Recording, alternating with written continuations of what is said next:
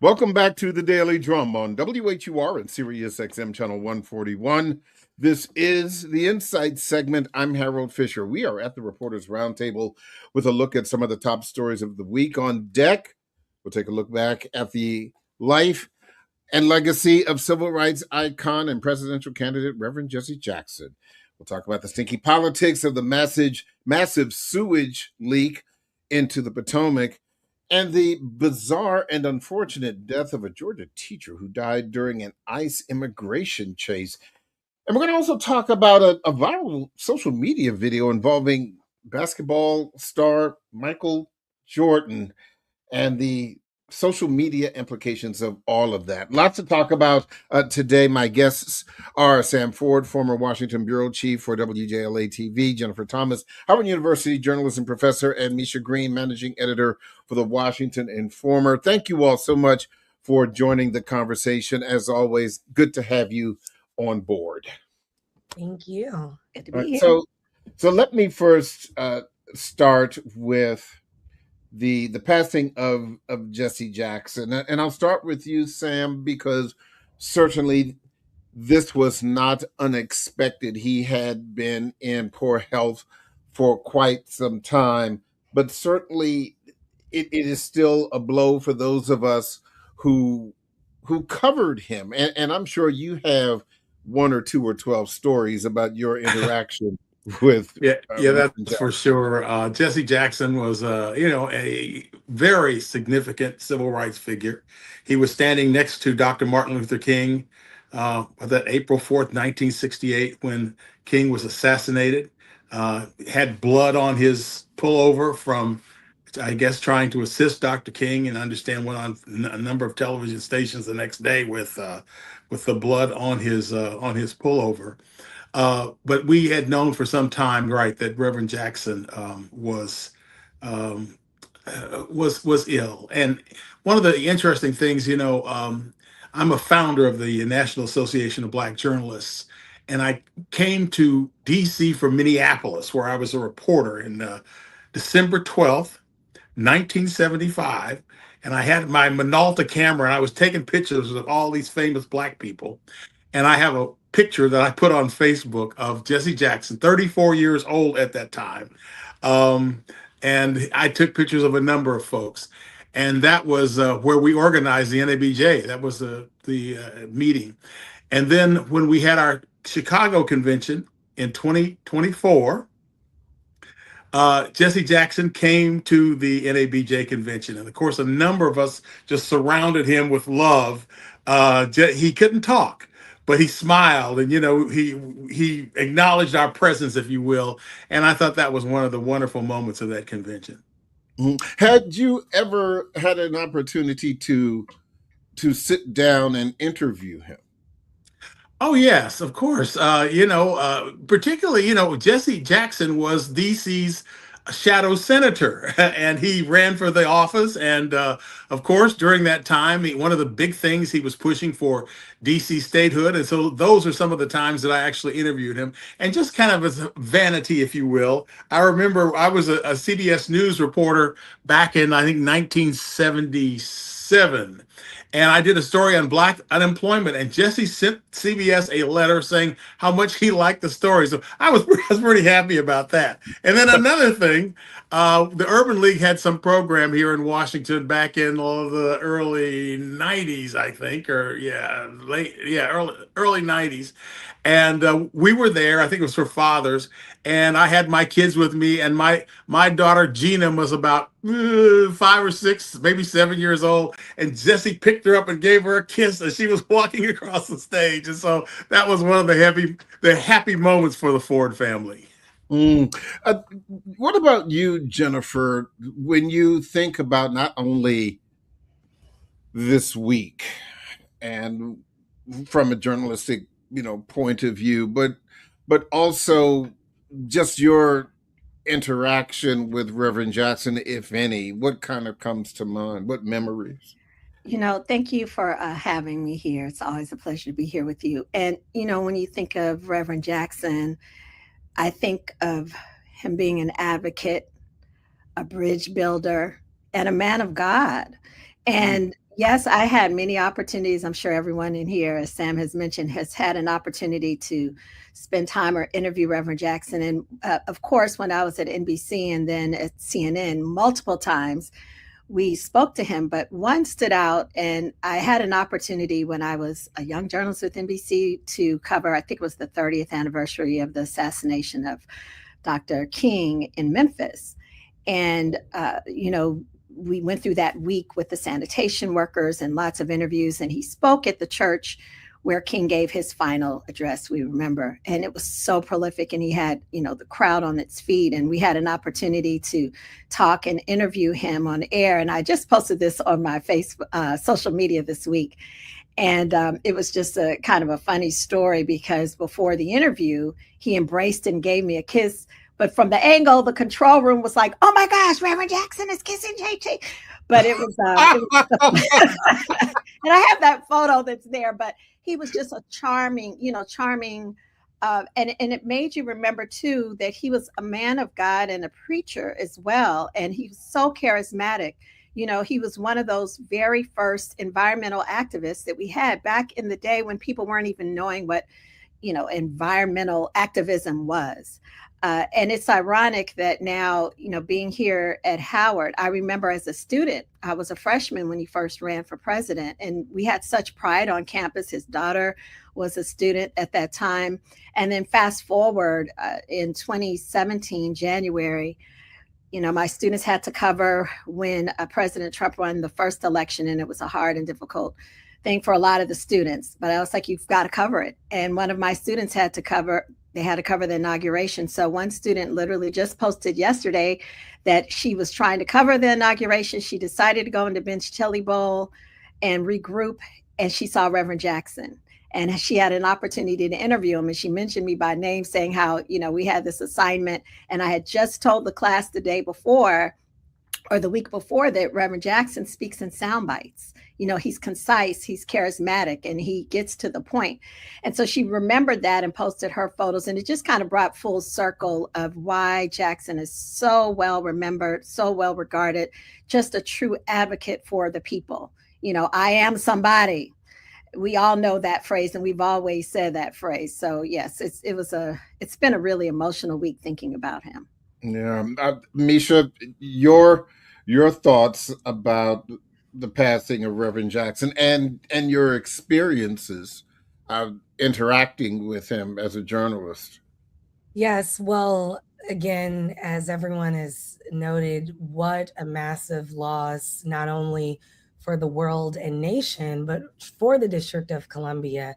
When we learned that Reverend Jackson was not doing well a few months ago, I talked to my staff and said, we have to have the story that no one else is going to have, which is contributions to the district, why he was so incredibly important and groundbreaking in DC.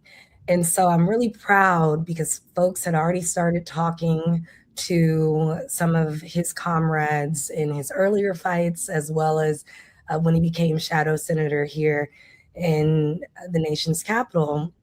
And, I was just so moved because at a day where we actually had two major losses in the district for faith leaders and civil rights leaders with Reverend Jackson and Reverend Hagler, our team really jumped into action, and we were able to share a couple of great stories and publish a few great stories on Reverend Jackson's life, as well as Reverend Hagler, who I don't want to not mention in this conversation because Graylin Scott Hagler did so much here in the district as well, and to lose them both on the same day, right before the start of Lent and Ramadan, I don't think there's any coincidences there, quite frankly. Now, so shout out to the Washington Informer. Please go and look at our coverage. And they're on the front, both of them. But now my personal story about Reverend Jackson, I have to share because it was so, the first time meeting, I'll say, was so brief but impactful. It was the day before my birthday in not long. Well, I say not long ago, 8 years ago.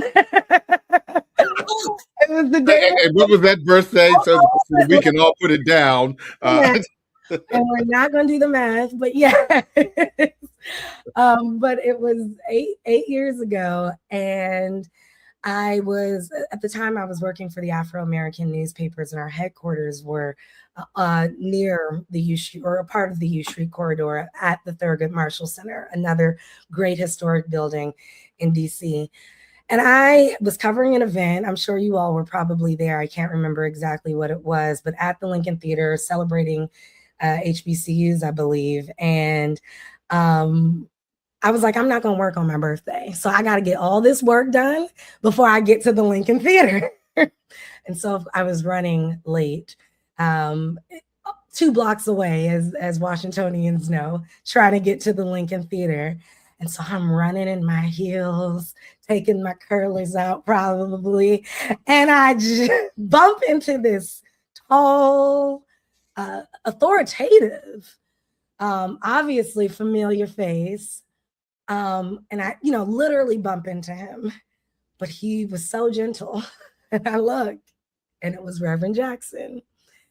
And we had the best conversation about the continued fight. Obviously, me thanking him for his work. And, I knew Reverend Jackson's contributions in the freedom fight, but as a kid, I grew up to I Am Somebody. I grew up to Keep Hope Alive and getting to see him on Sesame Street. And so being able to share those memories, and then he shared his childhood memories of working for the Black press as a newspaper boy, and how impactful that was, not only to learn about the importance of empowering communities through the news that we do in the Black press, but also just to learn about the freedom fight. And so I want to uplift his decades of work, but also how he just poured into people and took the time out. Of course, it was the interview was important, running late in particular, as you all know, but also the conversation.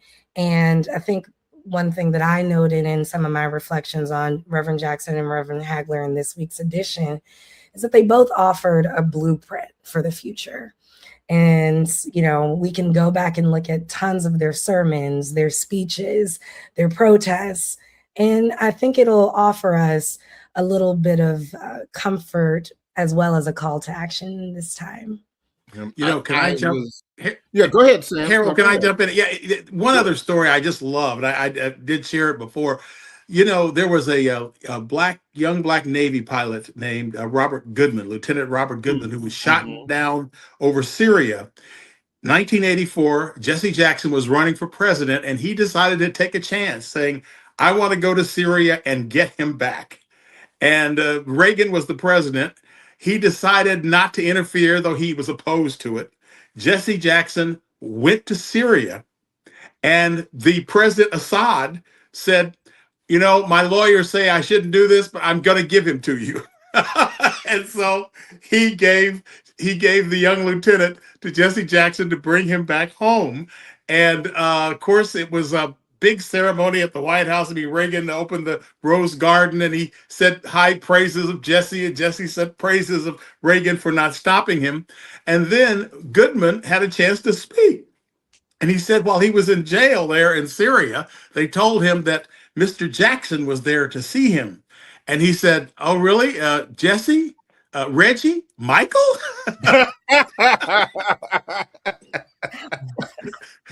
And so, Jesse got him and brought him home. And I also talked to a friend of mine, Tracy Gray, down in Atlanta. He was among those reporters that went on the plane with Jesse. And he said that Jesse was very nervous, right? And, of course, you'd be nervous going to something like this. You can easily fail and look foolish, right? But he said Jesse, was very nervous. He was so nervous the reporters were playing bid whist. Jesse sat down with him. And I don't have to tell you all what going to Boston means. But he said Jesse went to Boston, threw down his hand. And at that point, it was a good omen. He felt good about that trip. Oh, my goodness. Sam, certainly thank you for that. On the other side, after this break, I'll share some of my impressions as well. We have still so much to talk about Jesse Jackson and some of the other top stories of the week. So please stay with us. The Original Quiet Storm with Raheem Devon is coming up next on WHUR-FM. The Daily Drum Insight segment continues on Sirius XM Channel 141 in just a few seconds. Welcome back to the Daily Drum on Sirius XM Channel 141. I'm Harold Fisher. We continue our conversation at the Reporters Roundtable. Lots to talk about. So many big stories this week. My guests are Sam Ford, former Washington bureau chief for WJLA-TV, Jennifer Thomas, Howard University journalism professor, and Misha Green, managing editor for the Washington Informer. Before the break, we were just talking about the passing and the life and legacy of the Reverend Jesse Jackson. One of the things, as I've been thinking about Jesse Jackson just this week, and I think this is really so important for those of us who live in the DMV, and probably this is the same for those who live in Chicago, is that we probably took for granted the frequency with which we saw him.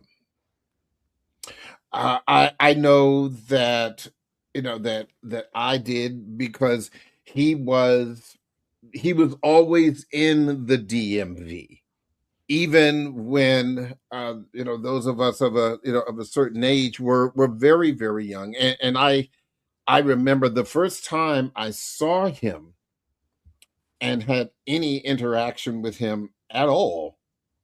I was in undergrad school. I was a student at Morgan State, but I was working as a student consultant for an organization attached to the National Institute on Drug Abuse. And every 3 months, we would come to the Howard Inn on Georgia Avenue, Howard University's hotel, which is long gone now. But during one of the many meetings that we had one week, and there were lots of people there.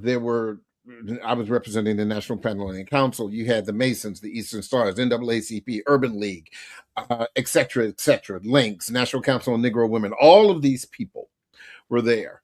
And this, of course, we're talking during the 80s, and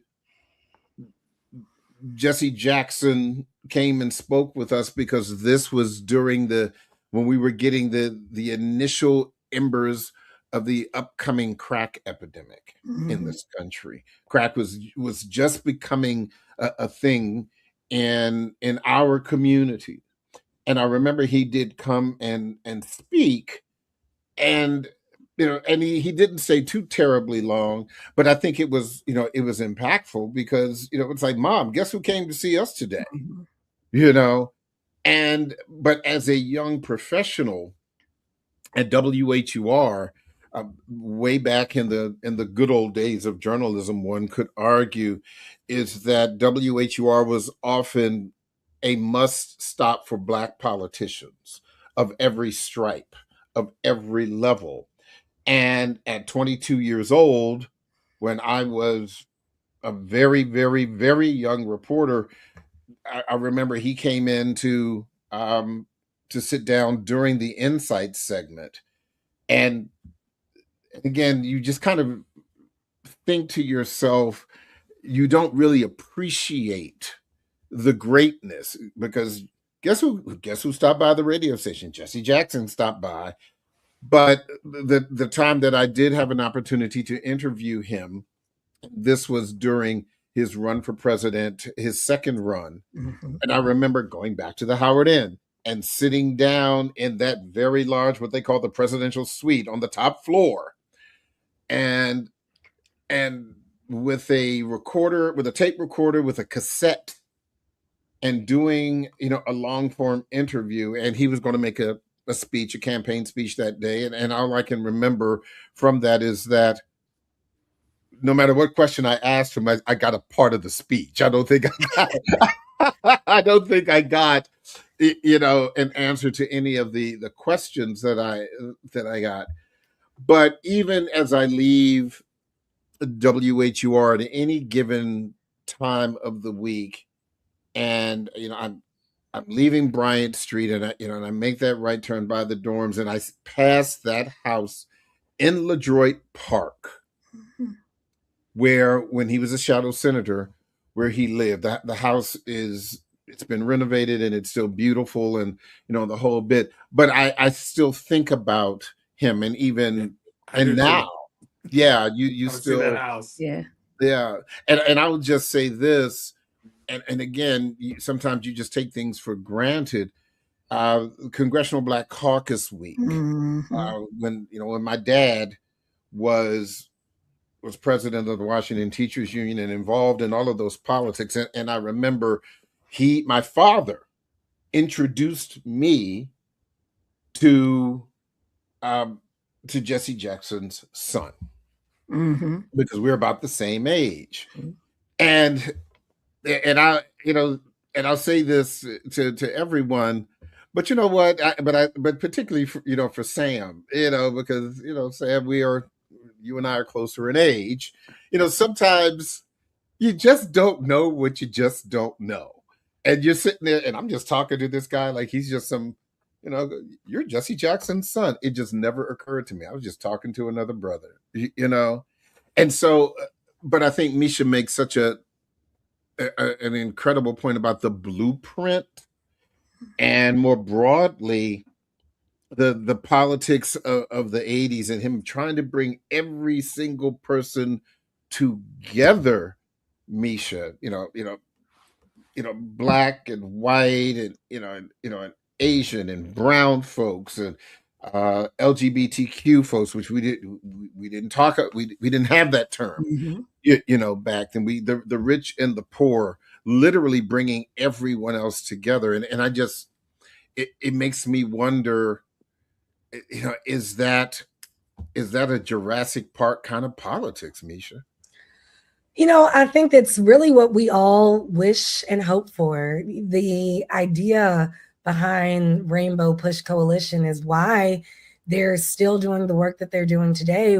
I was just looking at coverage that the Informer did in 2021, where Reverend Jackson was advocating for a community of people in India. And, you're thinking, well, that's not generally Reverend Jackson's cause, if you will, although as we know he's done a lot of great things abroad. But I think that goes to show that's the work that he was passionate about.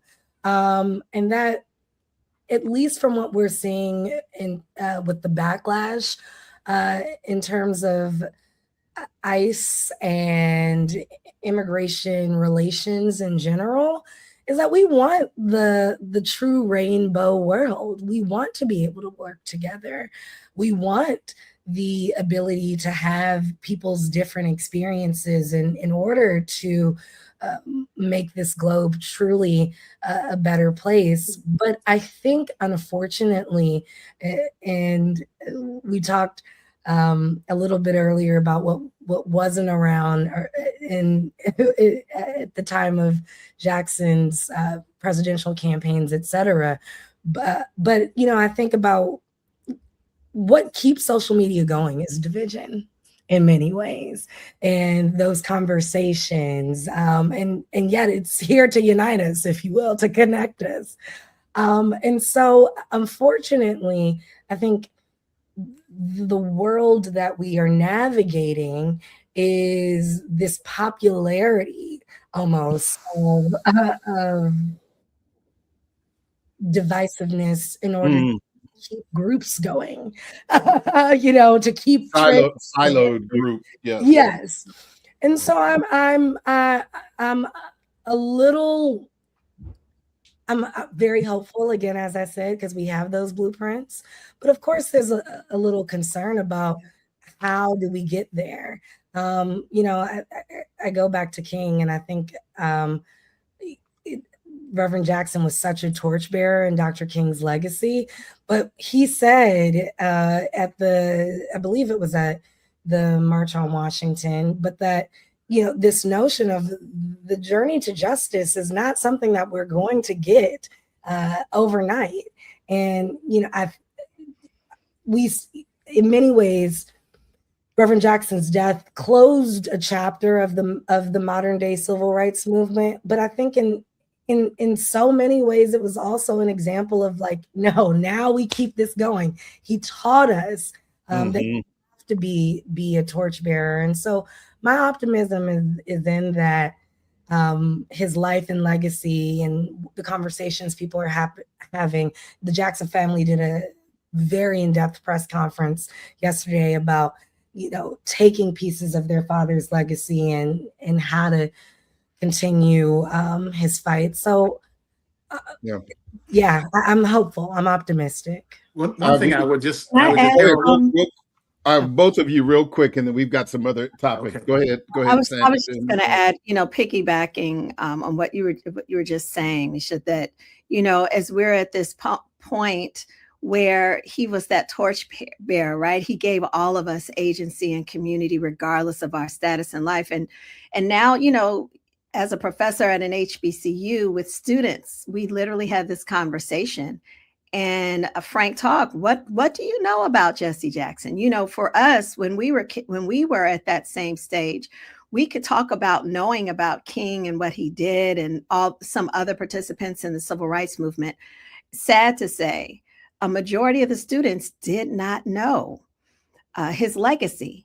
And we had just assigned, a report that they did blogs and vlogs about being a Black journalist right now, reporting while Black, and we shifted the conversation to what is civil rights now. Now, he came to campus in recent years when Howard had its most recent, I should say, sit-in and take over living conditions, and he was there on campus with the students. So those who were there had a fresh perspective of who he was and how you can have agency and speak out through peaceful protests.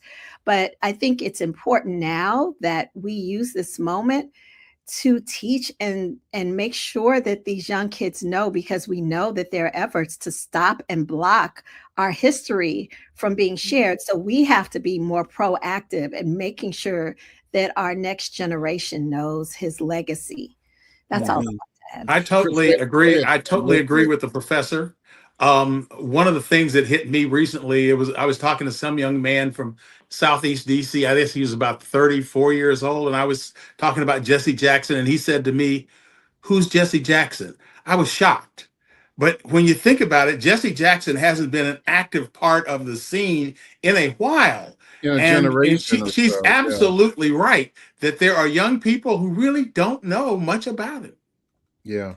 And it is, our jobs as journalists. And the people listening, it's their jobs as the community. As the community. I was about to say, whether we're retired in the community. Collective.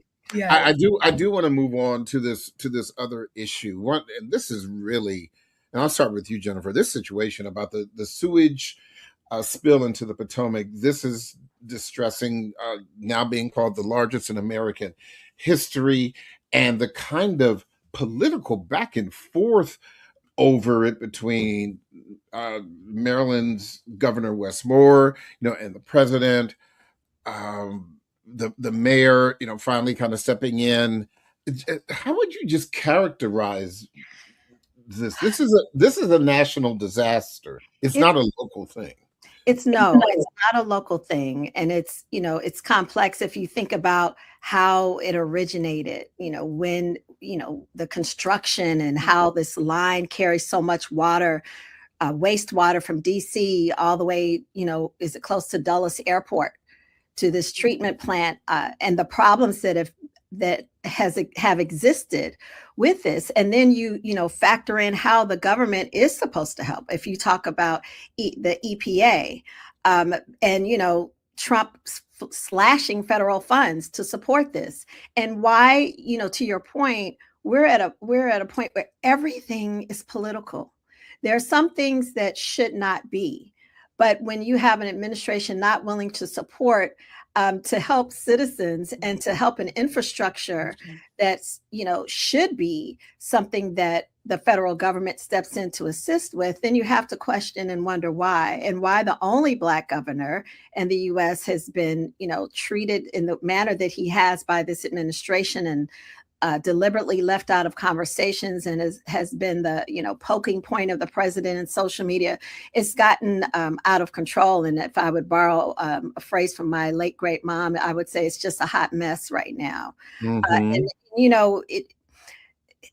it just shows that where we are politically and how things need to change. And I think if we put it back into this journalistic landscape, we have to do more to show and to tell the story, not just the history, but the impact.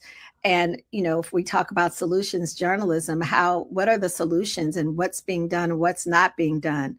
I think it's out there. And sometimes, as Misha mentioned earlier, with social media, we hear a lot of misinformation and disinformation about the cause and effect. And it's really troubling. Sam, when making a comparison of presidential administrations, the thing that comes to mind is Hurricane Sandy and President Obama going to New Jersey, meeting with Chris Christie, and the kind of pushback that Chris Christie got from his own party, from the Republicans, for being shown hand in hand with President Obama, where the reality is that Hurricane Sandy definitely devastating for New Jersey. Yeah. And Chris Christie was saying that I need to do this for my people, and President Obama was saying people who live in New Jersey are also Americans. It was very, very simple, contrasting it with where we are now with this sewage spill. I think it's there's a wing of the Republican Party, and maybe it's not a wing, maybe it's most of them, but they are the purveyors of hate. I mean, that's it. I mean, if you're not with them, then you're the enemy. And which is ridiculous. And of course, Obama is intelligent. He won New Jersey both times, in the presidential race. So if something's going on in New Jersey, his job is to help take care of it. Obviously, Christie was, let's say, civil, which is, what you don't have in a lot of these cases. I remember he was down in Louisiana, and the governor down there, and he, the governor was civil, and he caught, a lot of flack. And of course, Trump, and we were talking about Wes Moore. Trump was, just being honestly just nasty, and in some states he's saying, well, basically you didn't vote for me, so we're not gonna help you. That is the attitude, sadly, about the situation now. But it's a different time, and you're right. I mean, in the past, as you noted, we're older, Harold. In the past, it was a normal thing. Didn't matter who the president was or who the governor was. If there was some disaster, they came there. They worked hand in hand. They wanted people to believe they were working together for the good of the people. But now that seems to be, the exception to the rule. Yeah. Misha, I'm also thinking about the long-term implications of this sewage spill, even outside of the politics. For me, it's becoming less of a news story and more of, oh my God, what's going to happen to the people? Yeah, I mean, this is certainly a human interest story in many ways. I think about health. I think about people, even, DC Water, as many of us have covered or read about recently, or not recently, but in the past, it's had issues with people paying their bills and funding and things like that. And so then there's going to be people having conversations about, and I want to give DC Water props because they have been doing regular check-ins, I believe daily, with this sewage spill. But, people want answers. We're talking about the thing that keeps us going every single day. But I also think about this from a perspective, and Jennifer mentioned this earlier when talking about Reverend Jackson, who, we not going to let him rest today. We'll probably continue to go back to, but, his work in environmental justice. Dr. Benjamin Chavis, one of his comrades who's still going in the fight and head of the National Newspaper Publishers Organization, coined that term. But Dr. Chavis worked alongside with Reverend Jackson in many ways with this issue. And so again, I think we got to go back and look at these conversations of how you're hurting the community. This is a civil rights issue. This is a health issue. The people, we talked to folks who have been really active in the Anacostia Riverkeeper fight, if you will, and the concerns about the spillage from the Potomac River affecting the Anacostia, which we then know the larger health implications that can come from that. So, I want to commend the environmental activists here in the district who have been making their voices heard prior to this. But I think that this is a conversation nationwide about environmental injustice. We saw, as Jennifer mentioned again before, what Trump did in slashing of the funds that were supposed to be to address water projects and environmental issues here. But we also see who it's affecting, and so this is going to be a conversation, I think, that national organizations need to get involved, especially as it's almost March. We're going closer and closer to Earth Day. Come on. These big organizations need to say, hey, there's an issue happening in the nation's capital, but it can happen anywhere. Yeah, and the weather's getting warmer too, and this spill is still going. Yeah. Something else to consider. Stay away from the Potomac. Real quick, the issue, the death of Dr. Linda Davis in Savannah, Georgia, a school teacher who was killed during a chase by ICE agents of an undocumented immigrant. Sam, you're certainly aware, of this. I mean, certainly the reporting is that she was not attended to even after the accident, and there's all kinds of reporting about that. But this is just a really crazy story. It is a crazy story, and it is an example of how the federal people just don't care. I don't know of any city where they give just carte blanche for chasing people. And the reason is because it results in accidents, fatal accidents, as we had in this case. And here in DC, for example, it was acknowledged that sometimes these federal people would chase people anyway. District police would not do it because it's against policy here. And you can see why. So they're chasing somebody. Is this a felony suspect? Is this somebody that just killed somebody that can't get away? No. This is somebody that doesn't have the right paperwork, and so you're going to put them in jail for a while, and then you're going to deport. I mean, it's kind of routine stuff. And so you didn't catch them today, so what? But that's it. They're being protected, and many times this is just ego, right?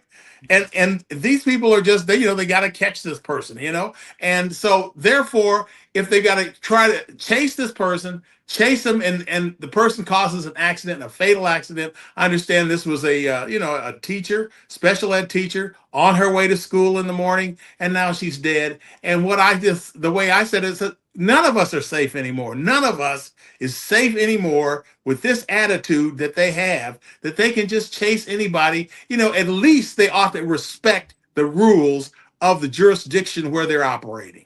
Yeah, Jennifer, your thoughts about this horrific tragedy? I agree 1,000%. The fact that even the mayor said there was no communication. They didn't even know this was happening, that ICE was doing this. And generally you have communication between federal and local officials. That could have helped. The fact that this took place so close to this elementary school, heaven forbid there could have, and ironically, it happened when it was a holiday, but the teacher still had to report. So she was just on her way to school. on her way to work and left behind children, a mother. And these, as Sam said, these special students in her class with special needs who now are having a hard time trying to process, how do you explain that to a child? And then when there's no type of sympathy or empathy, by the government when addressing the issue, that's problematic too. It's just, you can take this, and I've said this before, you can just spin the wheel like on a game show and come up with something crazy that's going on within this administration and how it's affecting the people. Many of them who have voted him in office, they're the ones, a lot of people are being affected. And these things should not be so political, as we've said. It's really sad. I want to jump real quick because I'm really short on time. This viral video about Michael Jordan, the basketball icon, pulling ice out of a young boy's shirt, from behind. When I first saw this video, it was on Bubba the Love Sponge, and which is that's another conversation. But because I'm not a Bubba the Love Sponge fan, but I guess the issue is not so much about the video itself, Misha, but just briefly, if it doesn't look right, and golly, I'll be glad there was no social media when Jesse Jackson kissed Jennifer on the cheek. Right. There was video, but she would have been canceled. Oh no, it wouldn't have been Jennifer. They would have tried to cancel Reverend Jackson. Right, both of them. Yeah, that's sort of the thing. I had seen the video prior to the explanation about the ice because I did not know what was happening. Mm-hmm. And I do want to say I was confused because I'm like, this was what is happening here? Granted, it was in a very public setting that was like, there was nothing about it that if Michael Jordan were at all a predator, the level of boldness would have been so egregious that it didn't make sense. And so for me, I needed the full story. And I hope that, I didn't want that simply because I'm a journalist and want to dig for the truth. I hope that that's how we're all digging into things and questioning what we see on social media. Now, the ICE explanation makes perfect sense. And him being a dad and, someone who's just looking out for someone. But I also think it's important to note that the child's father even came out and defended Michael Jordan in that moment. So those are my thoughts. I'm glad that I do want to give a big ups to social media for at least trying to hold folks accountable. Because we know that a lot of folks did get away with being predators or at least doing things that are inappropriate with children. And so I shout out to the social media police for doing their job, but let's ask questions before we immediately charge him with the crime. Jennifer, 30 seconds on this, and Sam, I'll give you 30 also. Yeah, I agree. And shout out to, is it Bubba? Claiming for time. Yeah, Bubba and them that spoke out and said, this is the truth. But, the larger problem with all of this is this tells us where we are in the state of misinformation and disinformation and social media with no patrols.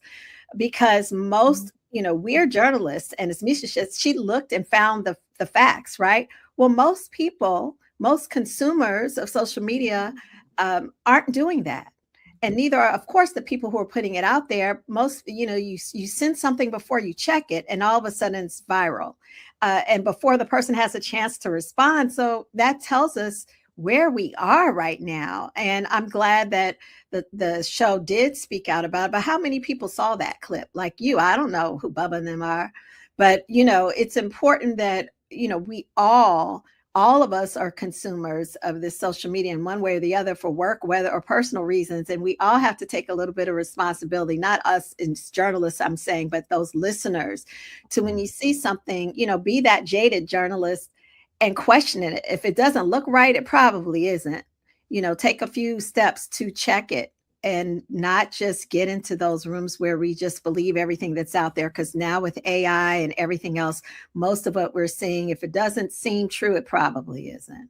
Well, thank you so much. Sam deferred your extra 30 seconds. Yeah, and much thank you ado for that. about nothing. How about that? Yes, he does protest too much. Anyway, that is the Daily Drum for this Friday, February 20th. For News Director Renee Nash, I'm Harold Fisher. Good night and have a wonderful weekend.